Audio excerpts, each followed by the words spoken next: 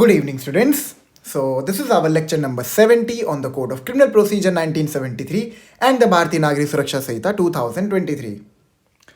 तो अपने last lecture में हमने चैप्टर 18 का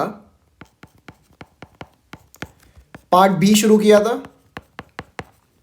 ठीक है, बेसिकली हमने जॉइंडर ऑफ चार्जेस की डिस्कशन को शुरू किया था एंड उसको कंक्लूड किया था सेक्शन 243 पर. आज हम लोग सेक्शन 244 से पढ़ेंगे और along with that we will read section 337 because it is related to section 244 to 246. मतलब बेसिकली जॉइंडर ऑफ चार्जेस से रिलेटेड है सेक्शन 337, तो उसको भी हम पढ़ेंगे. उससे पहले एक बार रिवाइज कर लेते हैं कि हमने क्या क्या पढ़ा है. सबसे पहले हमने पार्ट ए को शुरू किया था which is form of charges.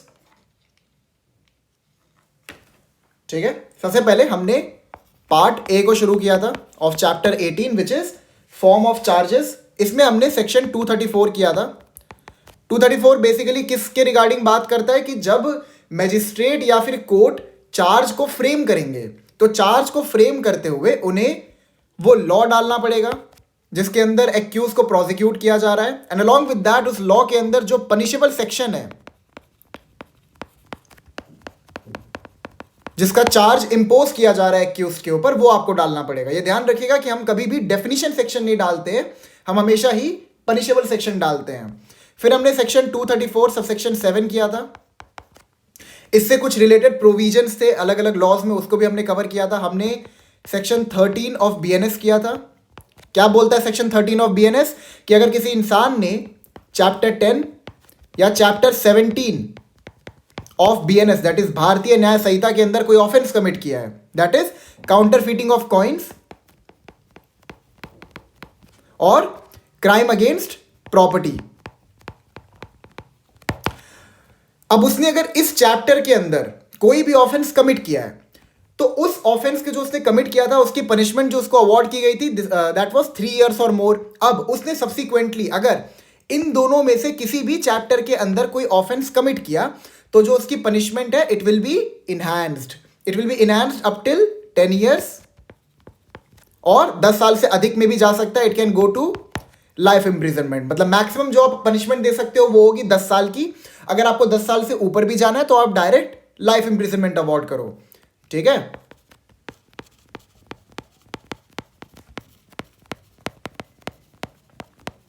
फिर हमने भारतीय साक्ष्य अधिनियम का सेक्शन 12 एंड 49 एक्सप्लेनेशन 2 को रेफर किया था जो कि इसके रिगार्डिंग बात करता है कि आप प्रीवियस कन्विक्शन के एविडेंसेस कब कब दे सकते हो.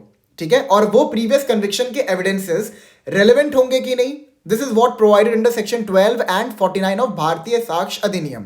अलॉन्ग विद दैट हमने सेक्शन 259 एंड 271 ऑफ बीएनएसएस के प्रोवाइजोस को भी कवर किया था जो कि क्या बोलता है कि जजमेंट आने से पहले आप प्रीवियस कन्विक्शन के रिगार्डिंग किसी भी एविडेंस को फर्निश नहीं करेंगे. बिकॉज अगर आप प्रीवियस कन्विक्शन के रिगार्डिंग किसी भी एविडेंस को फर्निश करते हो मैजिस्ट्रेट या कोर्ट के सामने तो वहां पर कोर्ट जो है वो प्रेजुडिस हो सकता है. अगर आप एविडेंसेस को फर्निश करते हो तो जो एक्यूज्ड है उसको हम इनहैंस्ड पनिशमेंट अवॉर्ड नहीं करेंगे. बट अगर आप इस ओपिनियन पे हो कि हम कोई भी एविडेंस प्रोड्यूस नहीं करेंगे during the course of trial और ट्रायल एंड होने के बाद हम प्रीवियस कन्विक्शन के एविडेंसेस को देंगे तब हम उसको इनहैंस पनिशमेंट दे सकते हैं. ठीक है, हमने ये 234 में पढ़ा था.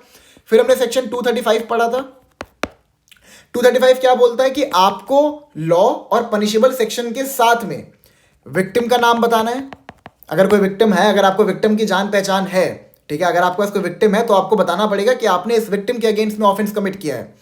और अलॉन्ग विद दैट आपको वो प्लेस बताना है जहां पर वो पर्टिकुलर ऑफेंस कमिट हुआ है. एंड अलॉन्ग विद दैट अगर आपको टाइम भी पता है कि किस समय वो पर्टिकुलर ऑफेंस कमिट किया गया है तो आप टाइम भी मेंशन करोगे. Then we had section 236. क्या बोलता है 236 कि अगर आप 234 और 235 में एंटर करने के बाद एक्यूज्ड को सफिशिएंट नोटिस नहीं दे पाते हैं कि उसने क्या ऑफेंस कमिट किया, मतलब उसके अगेंस्ट में क्या एक्यूजेशन लगा है कि उसने ऑफेंस कमिट किया है, तो आपको मैनर भी बताना पड़ेगा कि उसने किस मैनर में वो पर्टिकुलर ऑफेंस कमिट किया है. फिर हमने सेक्शन 237 किया था. 237 क्या कहता है कि आप जिस लॉ पे रिलाय कर रहे हो चार्ज फ्रेम करने के लिए, मतलब आप जो चार्ज लगा रहे हो एक्यूज के ऊपर, तो आप जिस भी लॉ में एंटर कर रहे हो उस लॉ के अंदर जो वो पनिशेबल सेक्शन होगा जिसका चार्ज आप इंपोज कर रहे हो, आप सिर्फ उसके ही इंटरप्रिटेशन को अडॉप्ट करोगे, आप किसी और लॉ को रेफर नहीं करोगे। फिर हमने किया था section 238 which relates to error in content of charges, कि अगर चार्ज फ्रेम करते हुए आपने किसी भी प्रकार का एरर कॉज कर दिया है, मतलब आपने 234, 235, 236 में मैनर नहीं बताया, ठीक है, आपने लॉ नहीं मेंशन किया, आपने पनिशेबल सेक्शन नहीं मेंशन किया, अगर वो एरर मटेरियल निकला तो वहां पर जो ट्रायल है it will be vitiated. And along with that हमने इसका एक रिलेटेड प्रोविजन भी किया था, that is section 510 of BNSS. तो ये बात करता है 238 error in content of charges and 510 relates to error in charge proceeding. ठीक है, जैसे मैंने आपको बताया था ना कि चार्ज प्रोसीडिंग में 4 स्टेजेस होते हैं। पहला होता है आर्ग्यूमेंट ऑन चार्ज। अगर आर्ग्यूमेंट ऑन चार्ज में जो प्रोसिक्यूशन का साइड है वो जीत जाता है, then we will move forward to framing of charges and with the framing of charges trial commences. फिर फ्रेमिंग ऑफ चार्जेस के बाद आपका कौन सा पार्ट आता है? Reading over and signature. उसके बाद आपका आता है प्ली ऑफ गिल्ट। तो अगर मान लीजिए आपने चार्ज प्रोसीडिंग में किसी प्रकार का एरर कॉज कर दिया and that error is material, उससे एक्यूज जो है वो प्रेजुडिस हुआ, तो वहां पर वो जो पूरा चार्ज प्रोसीडिंग था ना वो मतलब उसको हम दोबारा करवाएंगे। क्लियर आपको? और जो ट्रायल है it will be vitiated. Then we went forward to section 239। 239 किसके बारे में बात करता है कि जजमेंट देने से पहले जो मैजिस्ट्रेट या फिर कोर्ट है वो चार्जेस को ऑल्टर कर सकते हैं या फिर नए चार्जेस को ऐड भी कर सकते हैं। अलॉन्ग विद दैट हमने सेक्शन 239 में ये भी पढ़ा था कि अगर चार्जेस को अल्टर या फिर ऐड करने के बाद जो प्रोसिक्यूशन है या फिर जो डिफेंस है उनको किसी भी प्रकार का प्रेजुडिस कॉज हो रहा है तो जो ट्रायल है इट विल बी विशिएटेड या फिर एडजर्न। और अगर किसी भी प्रकार का प्रेजुडिस कॉज नहीं हो रहा है, किसी प्रकार का नेगेटिव इंपैक्ट नहीं आ रहा है, तो ट्रायल को वहीं से कंटिन्यू कर दिया जाएगा। क्लियर आपको? फिर हमने सेक्शन 240 में क्या पढ़ा था कि अगर किसी भी प्रकार का ऑल्टरेशन या फिर एडिशन होता है तो वहां पर जिन विटनेसेस को पहले से एग्जामिन करके रखा गया था उनको री एग्जामिन किया जा सकता है with the permission of the court and along with that नए विटनेसेस को भी कॉल अपॉन किया जा सकता है। ये आपको क्लियर है? ठीक है। फिर हम लोग एंटर किए जॉइंडर ऑफ चार्जेस में विद सेक्शन 241। अब सेक्शन 241 क्या कहता है? सेक्शन 241 हमको एक जनरल रूल देता है। जनरल रूल क्या देता है कि फॉर एवरी डिस्टिंक्ट ऑफेंस, मतलब हर अलग ऑफेंस के लिए there will be a separate charge. This is the general rule which will prevail and for every separate charge there will be a separate trial. अब court का time बचाने के लिए कि मतलब एक ही एक्यूज्ड है उसके लिए इतने सारे, उसके अगेंस्ट में इतने सारे ट्रायल किए जा रहे हैं एंड अलॉन्ग विद दैट जो एक्यूज्ड है उसके भी समय को बचाने के लिए, मान लीजिए उसके अगेंस्ट में अगर 10 ट्रायल किए जा रहे हैं तो उसको उन 10 ट्रायल में अपनी प्रेजेंस को इंश्योर करवाना पड़ेगा, कितना टाइम उसका खराब हो रहा है। तो यहां पर जो इसका प्रोवाइजो है सेक्शन 241 का, it acts as an exception. वो क्या बोलता है कि अगर एक्यूज्ड मैजिस्ट्रेट या फिर कोर्ट के पास एक एप्लीकेशन सबमिट करता है कि जो मेरे अगेंस्ट में सेपरेट चार्जेस फ्रेम किए गए हैं उनको जॉइंटली ट्राई किया जाए, मतलब उनका जो ट्रायल है सेपरेट चार्जेस का वो जॉइंटली यानी कि साथ में किया जाए, और उस एप्लीकेशन से मैजिस्ट्रेट जो है वो सेटिस्फाइड है कि किसी भी प्रकार का प्रेजुडिस कॉज नहीं हो रहा है एक्यूज्ड को, तो वो वहां पर जो सेपरेट चार्जेस थे उनका एक सिंगल ट्रायल भी कंडक्ट कर सकते हैं। क्लियर आपको सेक्शन 241? देन हम लोग सेक्शन 242 पे गए थे which relates to offenses of same kind within year may be charged together। अब देखिए, मतलब सेक्शन 241 जो है वो जनरल रूल देता है, वो बताता है कि हर सेपरेट चार्ज के लिए हम एक सेपरेट ट्रायल करेंगे, बट अगर एक्यूज्ड एक एप्लीकेशन डालता है मैजिस्ट्रेट के पास और वो कहता है कि जो मेरे अगेंस्ट में सेपरेट चार्जेस को फ्रेम किया गया है उसके लिए एक सिंगल ट्रायल किया जाए, और जो मैजिस्ट्रेट है वो सेटिस्फाइड है कि हाँ यहाँ पर इसका एक सिंगल ट्रायल कंडक्ट किया जा सकता है, तो वो कर सकते हैं। अब ये जो सेक्शन 242 से आगे की कहानी है ना, ये बताता है कि सिंगल ट्रायल कब किया जा सकता है फॉर सेपरेट चार्जेस। क्लियर है आपको? तो सबसे पहले हमने सेक्शन 242 किया था। 242 क्या बोलता है कि सेम काइंड के अगर ऑफेंसेस हैं, ठीक है, मतलब मान लीजिए एक्यूज्ड है, उसने अलग अलग समय पे चोरी की है, थेफ्ट किया है, सेम काइंड के ऑफेंसेस हैं। अलॉन्ग विद दैट जो सेकंड कंडीशन है वो क्या है कि वो जो सेम काइंड के ऑफेंसेस है वो 5 से ज़्यादा नहीं होने चाहिए, और साथ ही साथ वो जो पांचों ऑफेंसेस हैं वो 12 महीने के टाइम गैप में कमिट हुए होने चाहिए। अगर 12 महीने से ज़्यादा हो जाएगा तो वहां पर आप उसका एक सिंगल ट्रायल कंडक्ट नहीं कर सकते हैं। ठीक है, this is what section 242 is generally speaking. Then we went forward to section 243। अब 243 क्या कहता है? Trial for more than one offence. अब देखिए 242 क्या कहता है कि अगर सेम काइंड के ऑफेंसेस हैं तो उसका आप एक सिंगल ट्रायल कर सकते हो, प्रोवाइडेड कि वो जो ऑफेंस है वो 5 से अधिक नहीं होने चाहिए। अलॉन्ग विद दैट वो जो 5 के 5 ऑफेंसेस हैं वो 12 महीने के टाइम गैप के बीच में कमिट हुए होने चाहिए। अब 243 क्या कहता है कि अगर सेम काइंड के ऑफेंसेस नहीं भी हैं, इफ सपोज जो ऑफेंसेस हैं वो सेम काइंड के नहीं है, लेकिन जो डिफरेंट टाइप के ऑफेंसेस हैं, जो डिफरेंट काइंड के ऑफेंसेस हैं, उनको एक सिंगल ट्रांजैक्शन में कमिट किया गया है, तो यहां पर हम ये ध्यान रखेंगे कि उस इंसान ने सिंगल ट्रांजैक्शन में वो सारे के सारे ऑफेंसेस कमिट किए हैं, तो वहां पर वो सारे ऑफेंसेस का जो ट्रायल है वो जॉइंटली भी किया जा सकता है। क्लियर है आपको? तो 242 relates to same kind of offences and 243 relates to offences committed in a single transaction. Is it clear now? ठीक है, तो ये हमारा रिवीजन कंप्लीट हो गया। अब हम लोग बढ़ेंगे 244 पे। तो शुरू करते हैं section 244, where it is doubtful what offence has been committed. इसको हम कहते हैं डाउटफुल स्लैश ऑल्टरनेट चार्जेस। मैं आपको ये ऐसे ही समझा दे रहा हूं, इसमें मतलब इसकी लैंग्वेज में जाने की बहुत आवश्यकता नहीं है। अब देखिए होता क्या है ना कि चार्ज प्रोसीडिंग के दौरान जो मैजिस्ट्रेट हैं वो प्रॉपरली समझ नहीं पा रहे कि एक्यूज के अगेंस्ट में कौन सा चार्ज इंपोज करना है, समझ ही नहीं पा रहे। मतलब जो फैक्ट्स उनके सामने प्रेजेंट किए गए हैं उस फैक्ट्स के बेसिस पर मैजिस्ट्रेट अपना ओपिनियन नहीं बना पा रहे कि एक्यूज के अगेंस्ट में क्या चार्ज लगाया जाए। फॉर एग्जांपल जो फैक्ट्स मैजिस्ट्रेट के पास आए थे उससे ये पता चल रहा है कि एक्यूज ने थेफ्ट कमिट किया है, या फिर रॉबरी कमिट किया है, या फिर उसने एक्सटॉर्शन कमिट किया है, या फिर उसने डकैती कमिट किया है। ठीक है, अब यहां पर ना मैजिस्ट्रेट थोड़े से कंफ्यूज्ड है कि इनमें से कौन सा चार्ज वो इंपोज करें एक्यूज्ड के ऊपर। तो बेसिकली सेक्शन 244 क्या कहता है कि जो मैजिस्ट्रेट हैं वो इनमें से कोई सिंगल चार्ज भी इंपोज कर सकते हैं।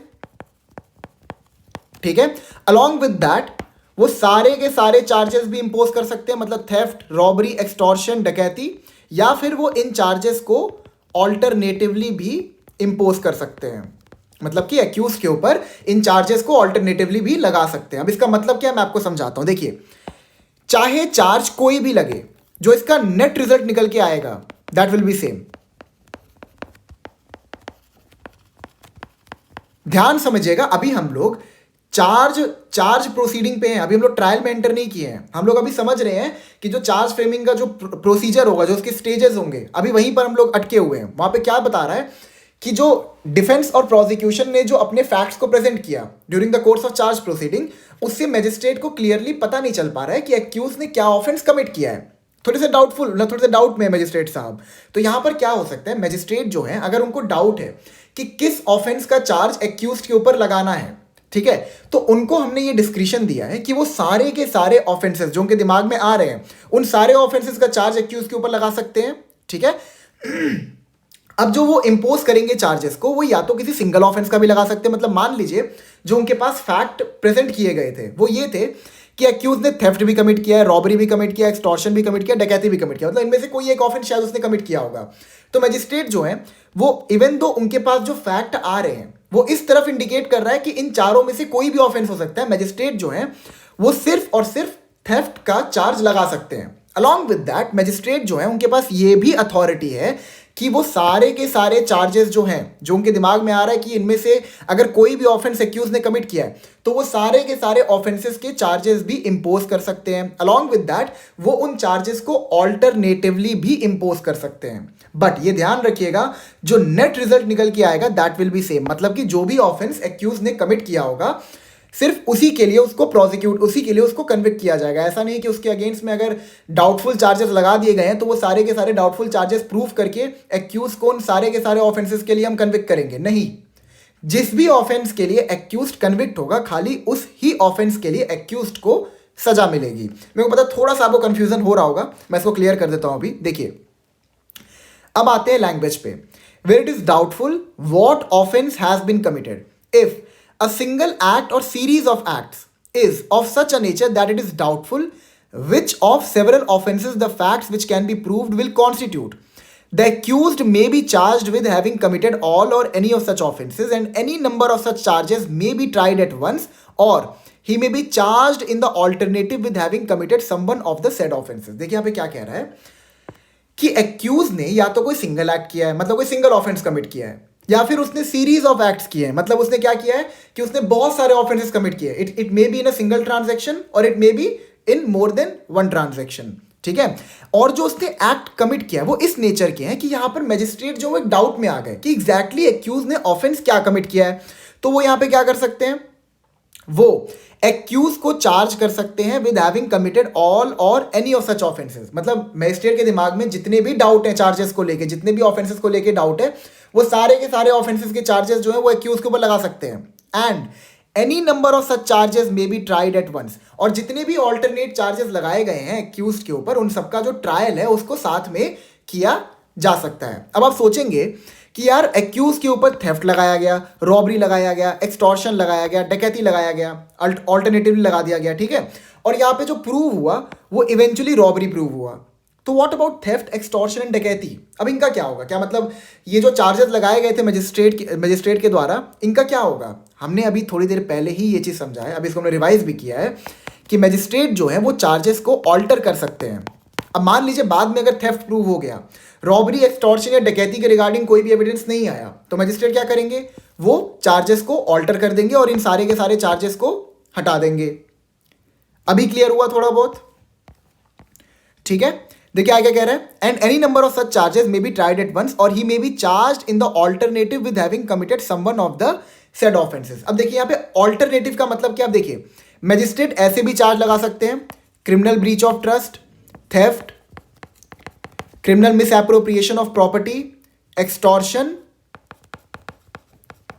एंड रॉबरी, या फिर जो मैजिस्ट्रेट है वो ऐसे लगा सकते हैं, इसको हम लोग कहेंगे इन ऑल्टरनेटिव, ठीक है, क्रिमिनल ब्रीच ऑफ ट्रस्ट और थेफ्ट और क्रिमिनल मिसएप्रोप्रिएशन ऑफ प्रॉपर्टी और एक्सटॉर्शन, ऐसे भी लगा सकते हैं। देखिए अब मेरे को पता है इसका कोई मतलब निकलता नहीं है, इवेंचुअली ट्रायल के दौरान तो ये प्रूव हो ही जाएगा कि एक्यूज ने कौन सा ऑफेंस कमिट किया है, कौन सा ऑफेंस कमिट नहीं किया है। तो चाहे वो ऐसे चार्जेस लगाएं, चाहे वो ऐसे चार्जेस लगाएं, इसका नेट रिजल्ट वही निकल के आएगा, जो भी एक्यूज ने ऑफेंस कमिट किया है उसके लिए उसको कन्विक्ट कर दिया जाएगा, और जो बाकी फ्रिवलस चार्जेस होंगे उसको ऑल्टर कर दिया जाएगा और हटा दिया जाएगा। क्लियर आपको ये चीज? ठीक है, अब सेक्शन 2 पे आते हैं। If in such a case, the accused is charged with one offense and it appears in evidence that he committed a different offense for which he might have been charged under the provision of subsection 1, he may be convicted of the offense which he is shown to have committed although he was not charged with it. अब इसका मतलब यहां पर यह है कि मान लीजिए एक्यूज के अगेंस्ट में जो मैजिस्ट्रेट ने चार्ज लगाया था वो था क्रिमिनल ब्रीच ऑफ ट्रस्ट, ठीक है। अब वो डाउट में थे कि एग्जैक्टली एक्यूज के ऊपर हम कौन सा चार्ज इंपोज करें। अब उस डाउट की वजह से उन्होंने कोई गलत चार्ज लगा दिया, बट सब्सिक्वेंटली ट्रायल के दौरान क्या होता है, ट्रायल के दौरान ये पता चलता है कि एक्यूज ने क्रिमिनल ब्रीच ऑफ ट्रस्ट नहीं किया था, उसने क्रिमिनल मिसएप्रोप्रिएशन ऑफ प्रॉपर्टी का ऑफेंस कमिट किया था। तो क्या यहां पर हम क्रिमिनल मिसएप्रोप्रिएशन ऑफ प्रॉपर्टी के लिए एक्यूज को कन्विक्ट कर सकते हैं? The answer is yes, because जो मैजिस्ट्रेट थे वो पहले से ही डाउट में थे। अब इसका मतलब ये नहीं है कि एक्यूज के ऊपर हमने कोई चार्ज इंपोज नहीं किया है तो सब्सिक्वेंटली ट्रायल के दौरान हम उसको उस ऑफेंस के लिए कन्विक्ट नहीं कर सकते, इसका चार्ज उसके ऊपर नहीं लगा है। क्लियर आपको? अब देखिए इस एरर की वजह से हमने ये चीज पहले पढ़ लिया है, हमने ये पढ़ा है कि अगर मान लीजिए मैजिस्ट्रेट ने डाउट में आके एक्यूज के ऊपर कोई गलत चार्ज इंपोज कर दिया, सब्सिक्वेंटली उस गलत चार्ज की वजह से जो एक्यूज्ड है ही वाज प्रेजुडिस्ड, तो वहां पर क्या होगा, वहां पर ट्रायल जो विशिएट हो सकता है, एक फ्रेश ट्रायल ऑर्डर किया जा सकता है। लेकिन अगर किसी भी प्रकार का मटेरियल इंपैक्ट एक्यूज्ड के ऊपर नहीं पड़ रहा है तो वहां पर क्या होगा, जो ट्रायल है उसको कंटिन्यू किया जाएगा और या तो जो एक्यूज्ड है उसको गिल्टी पाया जाएगा या फिर उसको एक्विट कर दिया जाएगा। ठीक है, तो ये मत सोचेगा कि अरे यार यहाँ पे तो पहले गलत चार्ज लगा दिया, ऊपर से एक्यूज को कन्विक्ट भी दूसरे चार्ज के लिए किया गया, ये तो बड़ा गलत हुआ, ये तो प्रिंसिपल ऑफ नेचुरल जस्टिस के अगेंस्ट जा रहा है। तो वहां पर जो एक्यूज्ड है वो ये क्लेम उठा सकता है ना कि आपने जो गलत चार्ज मेरे अगेंस्ट में इंपोज किया था उसकी वजह से मैं प्रेजुडिस हुआ हूं, मैं प्रॉपरली अपने साइड के एविडेंसेस को प्रोड्यूस नहीं कर पाया हूं। तो वो तो आपके पास डिस्क्रिशन है ही ना, आपके पास अथॉरिटी है ही। क्लियर आपको ये चीज? इलस्ट्रेशन पे आते हैं अब। A is accused of an act which may amount to theft or receiving stolen property or criminal breach of trust or cheating. He may be charged with theft, receiving stolen property, criminal breach of trust and cheating, or he may be charged with having committed theft or receiving stolen property or criminal breach of trust or cheating. देखिए यहां पर magistrate ने क्या किया है, magistrate ने सारे के सारे ऑफेंसेस के चार्जेस इन ऑल लगा दिए और इन ऑल्टरनेटिव भी लगा दिए। ठीक है, मतलब मैजिस्ट्रेट जो है वो या तो सारे के सारे ऑफेंसेस के चार्जेस को साथ में लगा सकते हैं या फिर ऑल्टरनेटिवली भी लगा सकते हैं, लेकिन याद रखिएगा जो नेट रिजल्ट होगा it will be the same. इससे कोई फर्क नहीं पड़ता है कि चार्जेस को ऑल्टरनेटिवली लगाया जा रहा है या फिर साथ में लगाया जा रहा है या फिर सिंगल लगाया जा रहा है। ठीक है, बी पे आते हैं। In the case mentioned A is only charged with theft, it appears that he committed the offense of criminal breach of trust or that of receiving stolen goods. He may be convicted of criminal breach of trust or of receiving stolen goods, though he was not charged with such offense. जो charge लगा था वो theft का लगा था। Trial के दौरान ये पता चला कि ए ने जो ऑफेंस कमिट किया था it was criminal breach of trust और रिसीविंग स्टोलन गुड्स। तो यहाँ पर ऐसा थोड़ी है कि हमने उसके अगेंस्ट में अगर इन पर्टिकुलर ऑफेंसेस के चार्जेस नहीं लगाए थे तो हम उसको एक्विट कर देंगे। हम क्या करेंगे, उसको वहां पर भी कन्विक्ट कर सकते हैं। लेकिन अगेन अगर गलत चार्ज फ्रेम करने की वजह से एक्यूज्ड किसी भी प्रकार से प्रेजुडिस हुआ है तो that will be termed as an error और वहां पर the trial may be vitiated और एक फ्रेश ट्रायल ऑर्डर किया जा सकता है। क्लियर आपको? सी पे आते हैं। A states on oath before the magistrate that he saw B hit C with a club before the sessions court. A states on oath that B never hit C. A may be charged in the alternative and convicted of intentionally giving false evidence, although it cannot be proved which of these contradictory statements was false. ठीक है, तो prima फेसा ही clear है, इसमें क्या समझाऊं आपको मैं। ठीक है, let's move forward to 245। When offense proved included in offense charged, समझाता हूं इसमें क्या बेसिकली 245 में कहानी क्या है, कहानी समझते हैं 245 की। ठीक है, अब सपोज एक्यूज के अगेंस्ट में जो चार्ज लगा था वो ग्रीवियस हर्ट का लगा था, जो मतलब जो फैक्ट बाहर निकल के आए ना चार्ज प्रोसीडिंग के दौरान वो इस तरफ इंडिकेट कर रहे थे कि एक्यूज के अगेंस्ट में जो चार्ज लगाना it will be of grievous hurt. लेकिन सब्सिक्वेंटली ट्रायल के दौरान क्या पता चलता है कि एक्यूज ने ग्रीवियस हर्ट नहीं बल्कि हर्ट कॉज किया है। तो क्या हम उसको हर्ट के ऑफेंस के लिए कन्विक्ट कर सकते हैं? The answer is yes. और मैं आपको एक बात बताऊं, ऐसे सिचुएशंस में जो एरर निकल के आएगा it will not be deem to be material. ठीक है, वो मटीरियल नहीं माना जाएगा, क्योंकि अगर एक्यूज को ये चीज पता है कि उसके अगेंस्ट में ग्रीवियस हर्ट कॉज हुआ है तो ग्रीवियस हर्ट कॉज करने के लिए पहले आपको हर्ट के एलिमेंट तो सेटिस्फाई करने ही पड़ेंगे। तो ऑब्वियस सी बात है कि जो एक्यूज्ड है वो वही एविडेंसेस देगा जहां पर ये प्रूव हो सके कि ना उसने हर्ट कॉज किया है ना उसने ग्रीवियस हर्ट कॉज किया है। तो ऐसे सिचुएशन में सेक्शन 238 की एप्लीकेशन नहीं होगी, ये ध्यान रखिएगा। ठीक है, हाँ, तो बेसिकली यहाँ पे क्या मैंने आपको समझाया कि मान लीजिए एक्यूज के अगेंस्ट में ग्रीवियस हर्ट का लगा था चार्ज, ठीक है, और उससे एक लेसर ऑफेंस निकल के आ गया, मतलब ट्रायल के दौरान एविडेंसेस की वजह से। तो जो लेसर ऑफेंस निकल के आया है उसके लिए भी हम एक्यूज को कन्विक्ट कर सकते हैं। ठीक है, आइए पढ़ते हैं subsection 1। When a person is charged with an offense consisting of several particulars, a combination of some only of which constitutes a complete minor offense, and such combination is proved but the remaining particulars are not proved, he may be convicted of the minor offense though he was not charged with it. अब देखिए हुआ क्या, accused के against में grievous hurt का charge लगा था।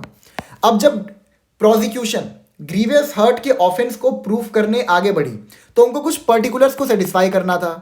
मतलब कि कुछ एलिमेंट्स होते हैं ना, जब आप उनको सेटिस्फाई करोगे कुछ ऐसे एविडेंसेस आपको देने पड़ते हैं जिन एविडेंसेस के बेसिस पर जो कोर्ट है वो अपना ओपिनियन बना सके कि एक्यूज ने ग्रीवियस हर्ट का ऑफेंस कमिट किया है। ठीक है, अब वो प्रॉपरली ये चीज प्रूव नहीं कर पाए कि एक्यूज ने ग्रीवियस हर्ट का ही ऑफेंस कमिट किया है, लेकिन जो पर्टिकुलर्स उन्होंने प्रूफ कर दिए थे उससे ये पता चल गया कि एक्यूज ने हर्ट का ऑफेंस कमिट किया है, तो हम यहां पर एक्यूज को हर्ट के ऑफेंस के लिए कन्विक्ट कर सकते हैं। ये दिल तोड़ने वाला हर्ट नहीं है, ये सिंपल हर्ट है, ठीक है। यहां पे दिल पे चोट नहीं आ रही है, यहां पे शरीर पे चोट आ रही है। सबसेक्शन 2 पे बढ़ते हैं आगे। When a person is charge with an offence and facts are proved which reduce it to a minor offense, he may be convicted of the minor offense although he is not charged with it। अब देखिए, समझिए इसका मतलब क्या है, मैं थोड़ा समझाता हूं। सबसेक्शन 1 और सबसेक्शन 2 थोड़ा सा कंफ्यूजिंग लगता है, लेकिन इतना कंफ्यूजिंग ये है नहीं, ठीक है। अब सबसेक्शन 1 में क्या कह रहा था कि प्रोसिक्यूशन ने ग्रीवियस हर्ट को ही प्रूव करने का प्रयास किया था, वो प्रूव ही नहीं कर पाए, लेकिन जितना भी उन्होंने पार्ट प्रूव किया वो इस तरफ इंडिकेट कर दिया कि एक्यूज ने सिंपल हर्ट का ऑफेंस कमिट किया है, तो हमने एक्यूज को सिंपल हर्ट के ऑफेंस के लिए कन्विक्ट कर दिया। अब सबसेक्शन 2 क्या कहता है? सबसेक्शन 2 ये कहता है कि चार्ज जो लगा था वो ग्रीवियस हर्ट का लगा था, लेकिन प्रोसिक्यूशन ने सिंपल हर्ट को सक्सेसफुली प्रूव कर दिया, ठीक है। वो ये प्रूव नहीं कर पाए कि ग्रीवियस हर्ट का ऑफेंस एक्यूज ने कमिट किया, रैदर उन्होंने ये प्रूव कर दिया कि एक्यूज ने सिंपल हर्ट का ऑफेंस कमिट किया है। तो यहां पर जो ये माइनर ऑफेंस है, इस माइनर ऑफेंस के लिए भी हम एक्यूज को कन्विक्ट कर सकते हैं। अब बेसिकली दोनों सबसेक्शन में डिफरेंस क्या है मैं आपको समझाता हूं। डिफरेंस ये है कि सबसेक्शन 1 में जो प्रयास था वो सिंपल हर्ट को प्रूव करने का था ही नहीं, बट जितने एविडेंसेस उन्होंने प्रोड्यूस किए थे उससे ये पता चल गया कि एक्यूज ने सिंपल हर्ट का ऑफेंस कमिट किया है, तो उसके लिए हमने एक्यूज को कन्विक्ट कर दिया। सबसेक्शन 2 में they have successfully proved that the accused has committed the offence of simple hurt, but उनको जो प्रूव करना था वो था ग्रीवियस हर्ट, बट उन्होंने सक्सेसफुली प्रूव कर दिया कि एक्यूज ने सिंपल हर्ट का ऑफेंस कमिट किया है, ठीक है। तो मतलब दोनों ऑलमोस्ट सिमिलर ही हैं। सबसेक्शन 3 पे आते हैं। मतलब बेसिकली इसको ये सेक्शंस को डालने का पर्पस क्या है? पर्पस यही है कि आप चाहे चार्ज कोई भी लगाएं, अगर वो चार्ज फ्रेमिंग में आपने किसी भी प्रकार का एरर किया है और वो एरर मटेरियल नहीं है, ठीक है, वो जो एरर है वो किसी भी प्रकार से एक्यूज को प्रेजुडिस कॉज नहीं किया, ना ही प्रोसिक्यूशन को किसी प्रकार से प्रेजुडिस कॉज किया, तो वहां पर हम ये नहीं कि मतलब आपने चार्ज गलत लगा दिया था उस बेसिस पर पूरे ट्रायल को ही रद्द कर देंगे, ठीक है। हम ट्रायल को कंटिन्यू कर सकते हैं। अलॉन्ग विद दैट, अगर जिस ऑफेंस का आपने चार्ज फ्रेम किया था उसके अलावा कोई और ऑफेंस बाहर निकल के आता है तो उसके लिए भी हम आपको कन्विक्ट करने की अथॉरिटी देते हैं, ठीक है। सबसेक्शन 3 पे आते हैं। When a person is charged with an offense, he may be convicted of an attempt to commit such offense, although the attempt is not separately charged. Basically ये तो बहुत आसान है कि मर्डर का चार्ज लगा था, मर्डर तो प्रूव हो नहीं पाया, लेकिन अटेम्प्ट टू मर्डर प्रूव हो गया, ठीक है। तो भले ही आपने मर्डर का चार्ज लगाया था, लेकिन आपने अटेम्प्ट टू मर्डर प्रूव कर दिया, तो हम अटेम्प्ट टू मर्डर के लिए भी एक्यूज को कन्विक्ट कर सकते हैं। सबसेक्शन 4 पे आते हैं। Nothing in this section shall be deemed to authorize the conviction of any minor offense where the conditions requisite for the initiation of proceeding in respect of that minor offense has not been satisfied. Basically, यहां पे ये कहना क्या चाहता है मैं आपको समझाता हूं। एक्यूज के अगेंस्ट में जो चार्जेस लगे थे वो लगे थे रॉबरी के, कि एक्यूज ने रॉबरी का ऑफेंस कमिट किया है।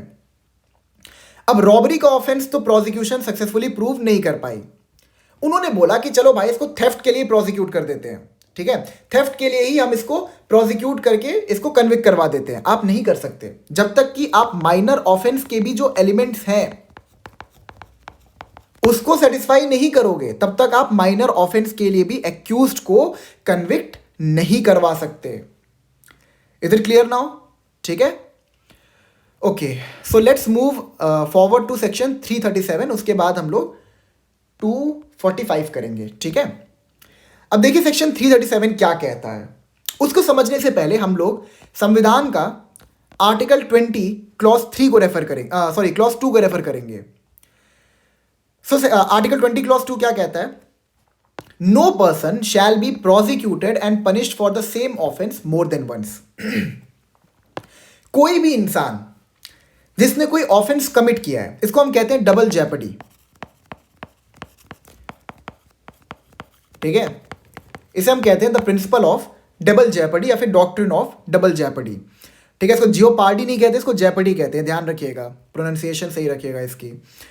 तो आर्टिकल 20 क्लॉज 2 क्या कहता है कॉन्स्टिट्यूशन का? It gives a fundamental right to an individual कि अगर आपको किसी ऑफेंस के लिए पनिश कर दिया गया है, देखिए लिखा, no person shall be prosecuted and punished for the same offence more than once, किसी भी इंसान को आप दोबारा, मतलब फॉर एग्जाम्पल मान लीजिए ए है, उसने थेफ्ट किया था, अब थेफ्ट के लिए उसको 3 साल की सजा मिल गई, वो 3 साल जेल में रह के भी आ गया। अब उसके बाद क्या हो रहा है, अगेन उसके अगेंस्ट में प्रोसिक्यूशन शुरू कर दिया गया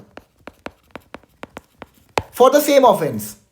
ठीक है, जो ऑफेंस के लिए उसने सजा झेल ली है, उसी ऑफेंस के लिए अगेन उसके अगेंस्ट में प्रोसिक्यूशन शुरू कर दिया गया और उसको कन्विक्ट करने का प्रयास किया गया। ये आप नहीं कर सकते, this is not allowed, this is not allowed. ठीक है, आर्टिकल 20 क्लॉज 2 जो है वो एक इंडिविजुअल को ये फंडामेंटल राइट देता है कि अगर किसी ऑफेंस के लिए आपको पनिश कर दिया गया है तो subsequently for the same offence you will not be punish twice.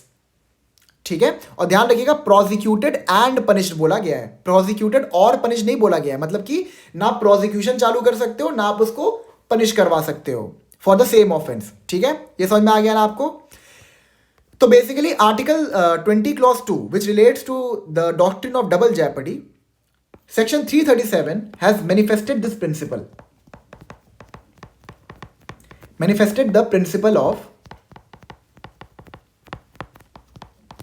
Article 20 clause 2। और एक चीज और ध्यान रखिएगा, section 337 of BNSS is comparatively wider in scope. ठीक है, आइए पढ़ते हैं सेक्शन 337 क्या कहता है। अभी आप समझ भी जाएंगे कि सेक्शन 337 का रिलेशन क्या है with joinder of charges. So section 337 is part of chapter 26 general provisions as to inquiries and trials. Head note क्या कहता है, पर्सन वंस कन्विक्टेड और acquitted not to be tried for the same offence. अब देखिए, अभी हमने article 20 clause 2 पढ़ा। Clause 2 क्या कहता है कि कोई भी इंसान जिसको प्रोसिक्यूट करके पनिश कर दिया गया है फॉर ए पर्टिकुलर ऑफेंस, उसको दोबारा उस पर्टिकुलर ऑफेंस के लिए हम ना प्रोसिक्यूट करेंगे और ना ही पनिश करेंगे। ठीक है, तो वहां पर जो स्कोप है ना वो खाली पनिशमेंट तक लिमिटेड है। सेक्शन 337 जो है it also talks about acquittal. अब देखिए, पनिश कर दिया गया है तो सब्सिक्वेंटली दोबारा हम उसके अगेंस्ट में कोई फ्रेश ट्रायल ऑर्डर नहीं करेंगे फॉर द सेम ऑफेंस, ये तो क्लियर है।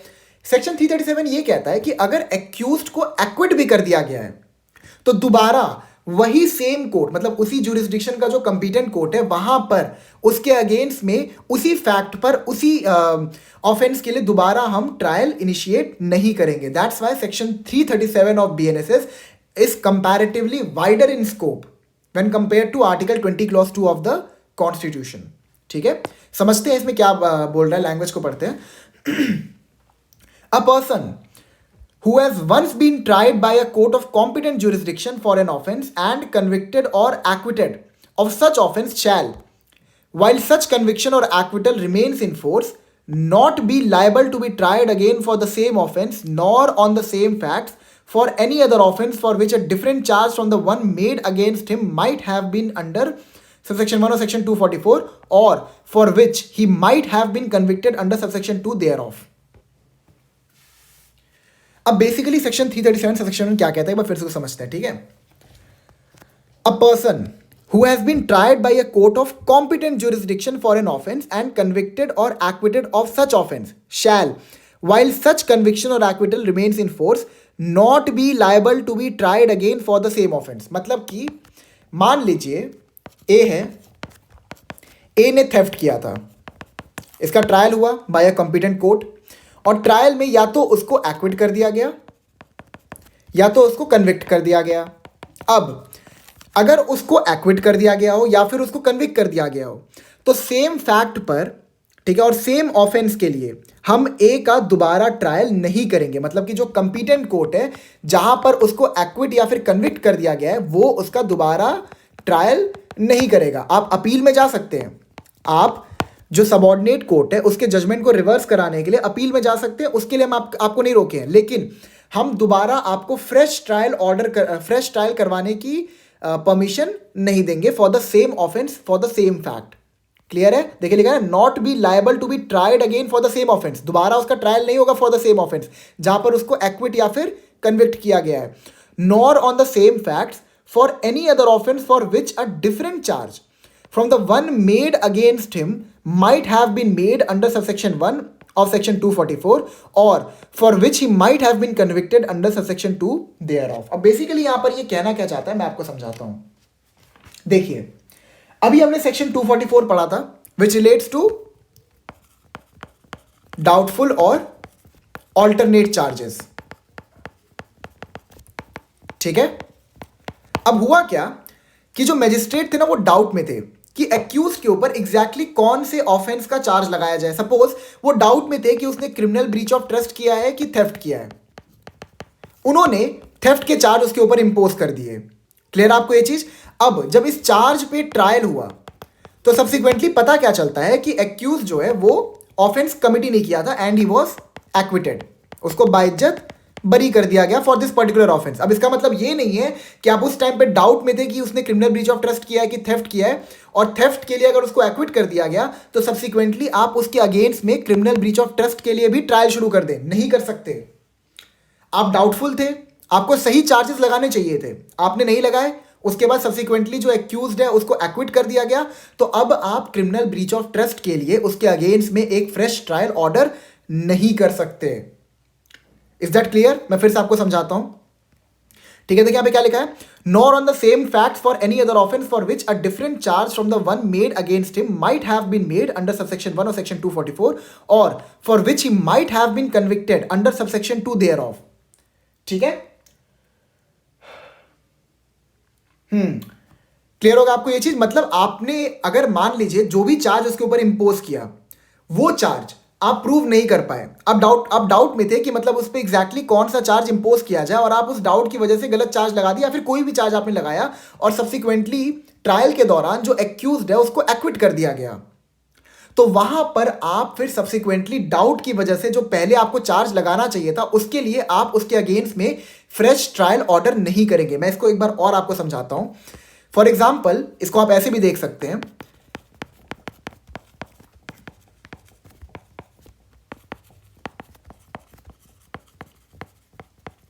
ठीक है. अब मैजिस्ट्रेट ने क्या किया, ये सारे के सारे ऑफेंसेस के चार्जेस लगा दिए एक्यूज के अगेंस्ट में. ठीक है. थेफ्ट का, क्रिमिनल मिसएप्रोप्रिएशन ऑफ प्रॉपर्टी का, क्रिमिनल ब्रीच ऑफ ट्रस्ट का, रॉबरी का, and along with that cheating का भी लगा दिया. समझ लीजिए, सोच लीजिए, ये भी लगा दिया, चीटिंग भी लगा दिया. ठीक है. अब इसमें हुआ क्या, इसमें मतलब ट्रायल हुआ और इनमें से कोई भी जो चार्जेस थे वो प्रूव नहीं हो पाए, या फिर सपोज ये सारे के सारे चार्जेस लगे थे.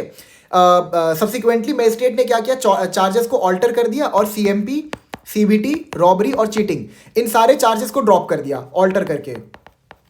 ठीक है. सिर्फ थेफ्ट का चार्ज रहने दिया.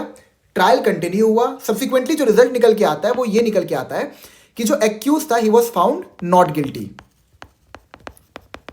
तो अब इसका मतलब ये नहीं है कि सब्सिक्वेंटली आप ये जो क्रिमिनल मिसएप्रोप्रिएशन ऑफ प्रॉपर्टी है, ब्रीच ऑफ ट्रस्ट है, रॉबरी है और चीटिंग है, इनके लिए आप एक फ्रेश ट्रायल ऑर्डर कर सको. नहीं, आपने अगर इस पर्टिकुलर चार्ज के लिए एक्यूज्ड को एक्विट कर दिया तो जो बाकी चार्जेस भी उसके अगेंस्ट में लगाए जा सकते थे वहां पर भी it will be deemed that the accused was acquitted. ठीक है. बिकॉज अगर हम आपको अलाउ कर देंगे उन चार्जेस के लिए एक फ्रेश ट्रायल ऑर्डर करने के लिए बाय अ कंपिटेंट कोर्ट, तो आप basically article 20 clause 2 of the Indian constitution के को कॉन्ट्रवीन करेंगे. क्लियर आपको ये चीज? ठीक है. क्लॉज 2 पे आते हैं. अ पर्सन एक्विटेड और convicted of any offence may be afterwards tried with the consent of the state government for any distinct offense for which a separate charge might have been made against him at the former trial under subsection 1 of section 243. ठीक है. अब आपको section 243 याद होगा. मैं इसको हटा देता हूं, वेट करिए.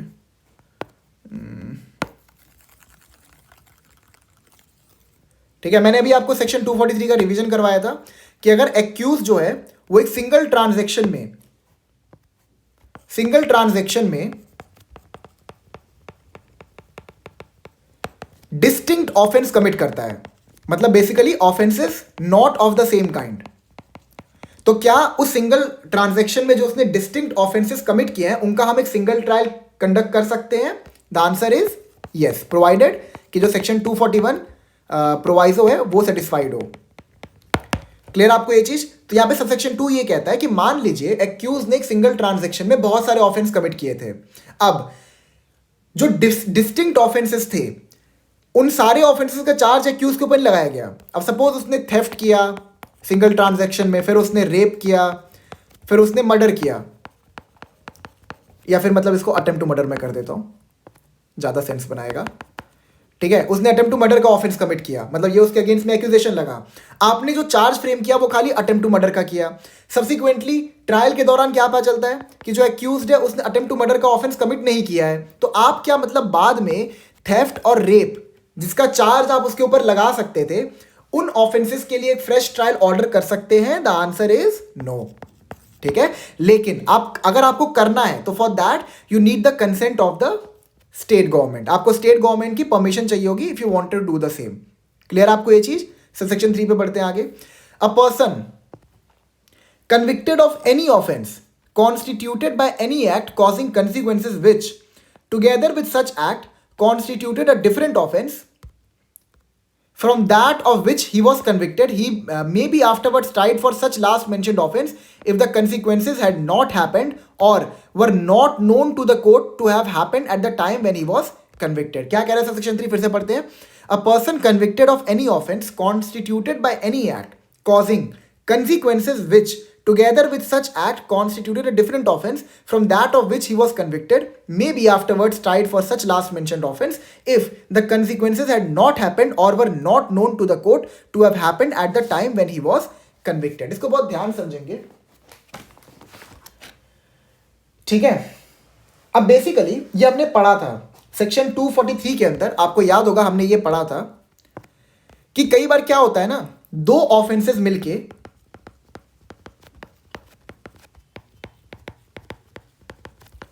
एक तीसरा ऑफेंस बन जाते हैं।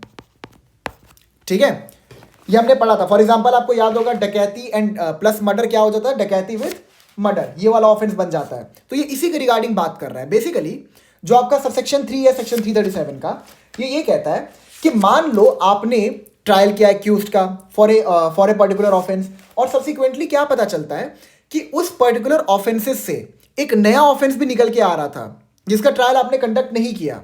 तो क्या वहां पर उस नए ऑफेंस का आप एक फ्रेश ट्रायल ऑर्डर कर सकते हैं? The answer is yes, only if the condition is satisfied. जो क्या कह रहा है, from that of which he was convicted may be afterwards tried for such last mentioned offence if the consequences had not happened or were not known to the court to have happened at the time when he was convicted. मैं समझाता हूं इसका आपको एक perfect example देके।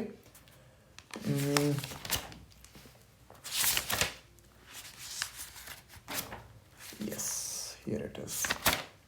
हाँ,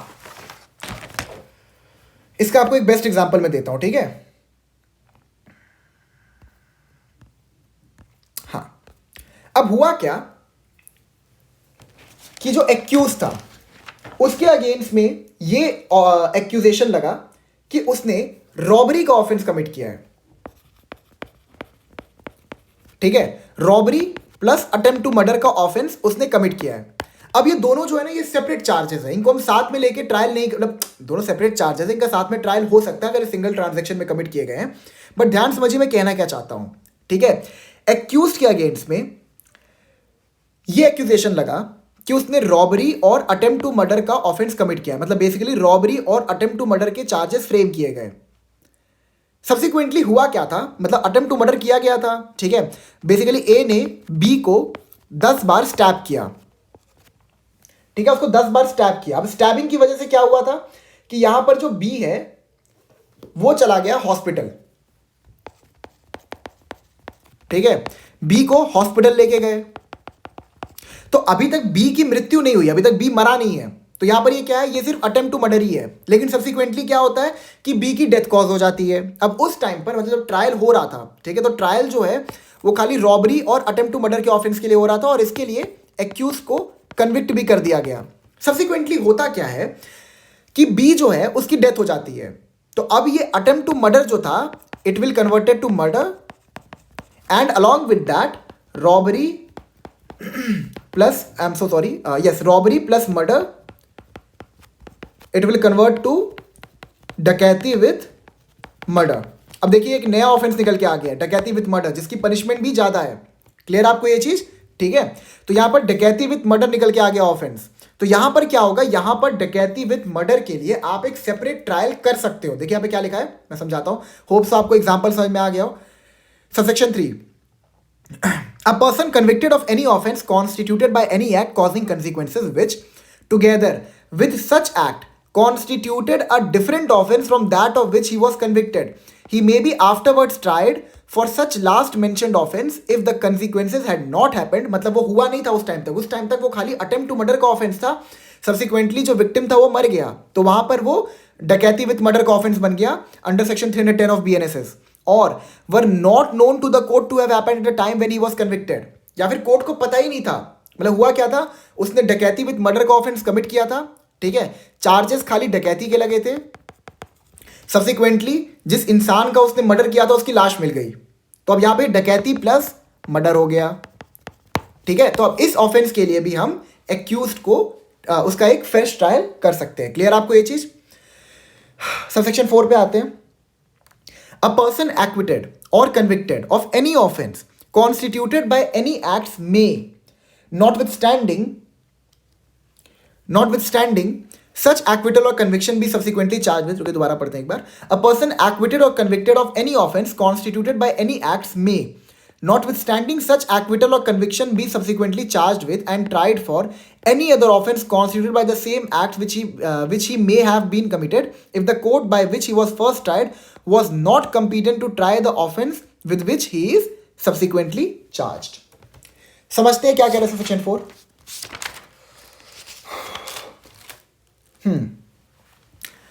A person acquitted or convicted of any offense constituted by any acts may, notwithstanding such acquittal or conviction। अब देखिए हुआ क्या था, एक पर्सन था जिसको किसी ऑफेंस के लिए कन्विक्ट कर दिया गया या फिर एक्विट कर दिया गया, ठीक है। आगे क्या कहते हैं, नॉटविथस्टैंडिंग सच एक्विटल और conviction be subsequently charged with and tried for any other offence constituted by the same acts which he may have committed if the court by which he was tried was not competent to try the offense with which he is subsequently charged।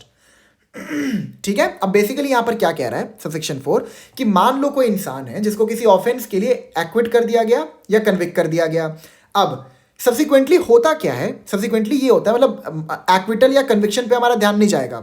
Subsequently क्या बोलता है, be subsequently charged with and tried for any other offence constituted by the same acts which he may have committed if the court by which he was first tried was not competent to try the offense with which he is subsequently charged। Basically जो offence बाद में निकल के आता है, ठीक है, मान लीजिए जो उसने ऑफेंस का जो उसके अगेंस्ट में चार्ज लगा था वो ऑफेंस ने कमिट ही नहीं किया था, सब्सिक्वेंटली जो ऑफेंस निकल के आता है वो ऑफेंस को ट्राई करने के लिए कोर्ट जो था वो कंपिटेंट नहीं था, तो वहां पर वो जो पर्टिकुलर ऑफेंस है वो किसी कंपिटेंट कोर्ट के पास भेजा जाएगा। तो यहां पर ये नहीं माना जाएगा कि मतलब किसी, मतलब बेसिकली यहां पे कहना क्या चाहता है कि अगर किसी इनकम्पिटेंट कोर्ट ने एक्विटल या कन्विक्शन किया है तो यहां पर सेक्शन 337 अप्लाई नहीं होगा, ठीक है। उसके बाद जो वो मैटर है उसको हम कंपिटेंट कोर्ट के पास भेजेंगे और वो जब उसका ट्रायल करेंगे तो वहां पर सेक्शन 337 का एप्लीकेशन नहीं होगा। क्लियर आपको ये चीज। और along with that article 20 clause 2 का भी नहीं होगा, ठीक है। सेक्शन 5 पे आते हैं। A person discharged under section 281 shall not be tried again for the same offense except with the consent of the court by which he was charged or of any other court to which the first mentioned court is subordinate। अब section 281 relates to discharge in summons case, ठीक है। एक बार let me just be sure about that। Section 281, yes, trial of summons case by magistrate, that is chapter 21, ठीक है। तो आपको discharge, आपको पता है ना डिस्चार्ज कब होता है, ट्रायल से पहले होता है, मतलब फ्रेमिंग ऑफ चार्जेस से पहले क्या होता है, डिस्चार्ज होता है। क्लियर आपको ये चीज।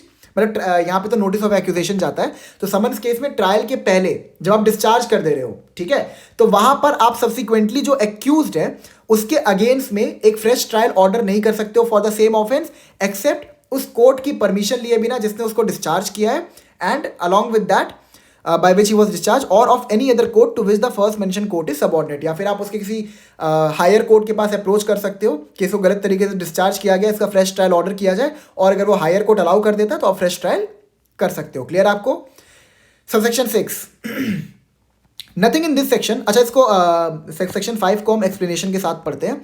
The dismissal of a complaint और the discharge of the accused is not an acquittal for the purposes of this section. ठीक है, the dismissal of a complaint और the discharge of the accused is not an acquittal for the purposes of this section. ठीक है, complaint को dismiss करना या फिर accused को डिस्चार्ज करना, ये हम एक्विटल की डेफिनेशन में कवर नहीं करते। ध्यान समझिएगा, जो ये एक्सप्लेनेशन है इसकी एप्लीकेशन जो है ना ये बाकी पे होती है। मतलब मान लीजिए अगर ट्रायल किया जा रहा है वारंट केसेस में और वहां पे चार्जेस को फ्रेम करने से पहले ही एक्यूज्ड को डिस्चार्ज कर दिया गया, तो हम यहां पर ये नहीं मानेंगे कि जो एक्यूज्ड है ही वाज एक्विटेड, उसके अगेंस्ट में अगेन फ्रेश ट्रायल ऑर्डर किया जा सकता है। सिर्फ सबसेक्शन 5 ये कहता है कि अगर समन्स केस में डिस्चार्ज किया जा रहा है तो आपको पहले जिस कोर्ट ने डिस्चार्ज किया है उसकी परमिशन चाहिए, एंड अलॉन्ग विद दैट अगर आपको लगता है कि आप चाहें तो किसी हायर कोर्ट को भी अप्रोच कर सकते हो जिसमें वो डिस्चार्ज करने वाला कोर्ट जो है वो सबऑर्डिनेट हो। क्लियर आपको? मतलब बेसिकली इसका मतलब यही है एक्सप्लेनेशन में कि कंप्लेंट को डिसमिस करना या फिर एक्यूज को डिस्चार्ज करना विल नॉट बी डीम्ड कि एक्यूज को हमने यहाँ पर एक्विट कर दिया है। मतलब ऐसा नहीं है कि वहाँ पे सेक्शन 337 की एप्लीकेशन आ जाएगी, वहाँ पर हम फ्रेश ट्रायल करवा सकते हैं, फ्रेश चार्जेस को फ्रेम कर सकते हैं। Subsection 6 nothing in this section shall affect the provision of section 26 of the general clauses act 1897 और ऑफ सेक्शन 208 ऑफ दिस संहिता। इसमें हमें रेफर करने की कोई आवश्यकता नहीं है।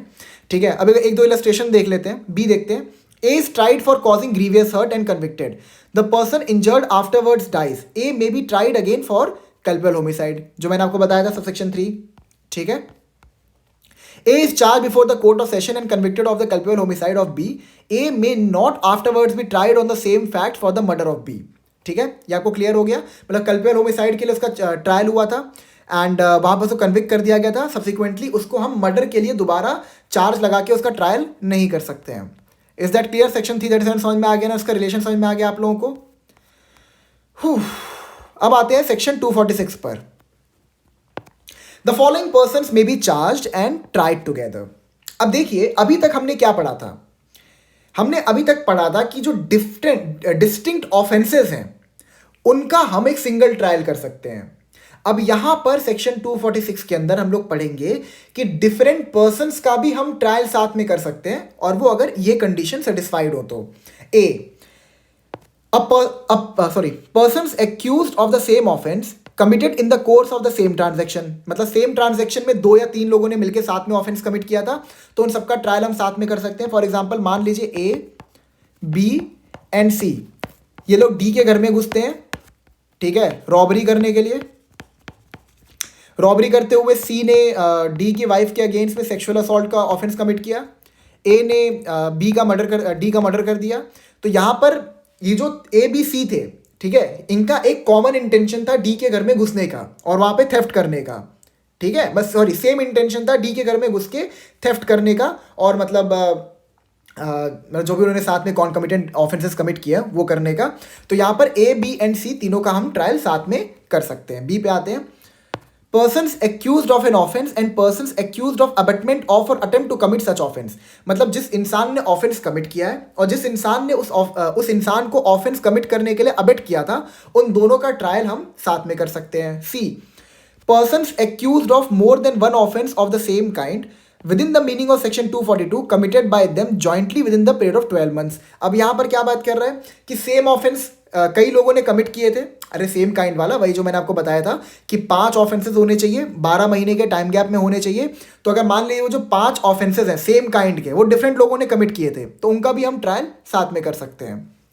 Persons accused of different offences committed in the course of the same transaction. ठीक है, सेम ट्रांजैक्शन में डिफरेंट ऑफेंसेस कमिट किए कई लोगों ने मिलके, तो उन सबका ट्रायल भी साथ में हो सकता है। ई, persons accused of an offense which includes theft, extortion, cheating or criminal misappropriation, and persons accused of receiving or retaining or assisting in the disposal or concealment of property possession of which is alleged to have। मतलब बंदे ने theft, extortion, cheating या criminal misappropriation का offense commit किया है। अब ये offense commit करके जो property है उसने किसी इंसान को दिया, so that person has committed the offense of receiving stolen property।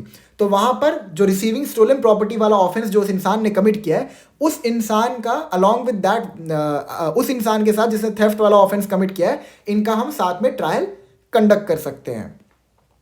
To have been transferred by any such offence committed by the first name person, रुको यहाँ पे क्या, एक second, property which is alleged to have been transferred by any such person committed by the first name person और of abetment of और attempting to commit any such last named offence. This is quite clear, इसमें कुछ समझाने की आवश्यकता नहीं है, ठीक है। Persons accused of offences under subsection 2 and subsection 5 of section 317 of the Bharatiya Nyaya Samhita 2023 or either of those sections in respect of stolen property the possession of which has been transferred by one offence। आप एक बार section 317 को refer कर लीजिएगा, इसमें ज़्यादा कुछ है नहीं समझने के लिए। जी, persons accused of any offence under chapter 10 of the Bharatiya Nyaya Samhita, that is counterfeiting of coins, relating to counterfeit coins and persons accused of any other offence under the said chapter relating to the same coin or of abatement or attempting to commit any such offence and the provisions contained in the former part of this chapter shall so far as may be apply to all such charges। ठीक है, वही कह रहा है counterfeiting of coins का अगर आपने offence commit किया है और जिस भी इंसान ने वो कॉइन्स को रिसीव किया या फिर अबेट किया उस पर्टिकुलर ऑफेंस को कमिट करने के लिए, उन सारे लोगों का ट्रायल जो है वो साथ में किया जा सकता है। Provided that where a number of persons are charged with separate offences and such persons do not fall within any of the categories specified in this section, the magistrate or court of session may, if such persons by an application in writing so desire and if he or it is satisfied that it मतलब basically court और he मतलब यहाँ पर magistrate का है, satisfied that such persons would not be prejudicially affected thereby and it is expedient so to do, try all such persons together। basically proviso एक exception का काम कर रहा है और ये क्या कह रहा है कि जो आपका ए से लेके जी तक का कैटेगरी है उसके अंदर कुछ पर्सन्स फॉल नहीं भी करते हैं, but they have made an application कि वो चाहते हैं कि उन सबका ट्रायल साथ में कंडक्ट किया जाए। तो अगर कोर्ट या फिर मैजिस्ट्रेट जो हैं इफ़ दे आर सेटिस्फाइड तो वहाँ पर वो उनका भी जो ट्रायल है वो साथ में कंडक्ट कर सकते हैं। मतलब बेसिकली यहाँ पर हमने कोर्ट और मैजिस्ट्रेट को डिस्क्रिशन दिया है। क्लियर आपको ये चीज़? अब नेक्स्ट लेक्चर में हम लोग थोड़ा चार्ज फ्रेमिंग के रिगार्डिंग कुछ क्वेश्चंस करेंगे एंड आप लोग प्लीज़ टेलीग्राम ग्रुप का लिंक मैंने डिस्क्रिप्शन में दिया है, उसको ज्वाइन कर लीजिए। मैं वहाँ पर जल्दी ही नोट्स वगैरह अपलोड करूँगा। I know I have been a bit busy कुछ दिनों से, जिसकी वजह से मैं प्रॉपरली लेक्चर अपलोड नहीं कर पाया और ना ही टेलीग्राम ग्रुप पे कुछ काम कर पाया, but I can assure you आप लोग प्लीज़ इस ग्रुप को ज्वाइन कर लीजिए। मैं जल्दी से जल्दी ही इसमें नोट्स वगैरह अपलोड करना शुरू करूँगा एंड अलॉन्ग विद दैट आज से ही मैं हिंदू लॉ भी शुरू कर दूंगा, ठीक है। So thank you so much, I will meet you in the next lecture.